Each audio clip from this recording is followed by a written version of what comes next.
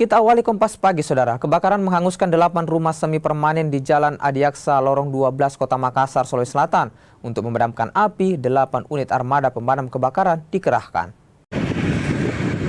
Kebakaran rumah ini terjadi di Jalan Adiaksa, Kecamatan Panakukang, Kota Makassar, Sulawesi Selatan. Kobaran api yang membesar membuat warga panik. Apalagi lokasi kebakaran berada di permukiman padat penduduk. Pemadam kebakaran yang menerima laporan menerjunkan 8 unit armada ke lokasi.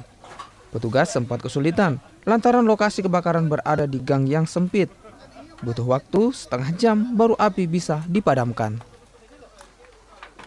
Terjadi di mana ini, Pak? Di Jalan Adiaksa, Pak. Ya, itu ada berapa rumah tadi di dalam, Pak? Sementara kita ini diketahui cuma 8 kakak, Pak. Itu rumah apa itu, Pak, yang terbakar? Ya rumah bubuk untuk tukang yabok-yabok, Pak. Oh, berarti ini rumah petak ya, Pak? Ya rumah peta, Pak, betul. Pak, ini kan tadi kebanyakan rumah kayu, itu bagaimana pemadaman, Pak?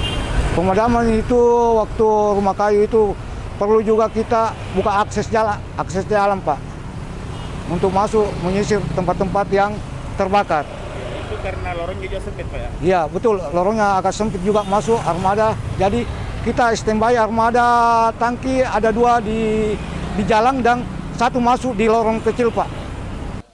Akibat kebakaran ini, 8 petak rumah semi permanen yang ditempati 8 kepala keluarga hangus terbakar.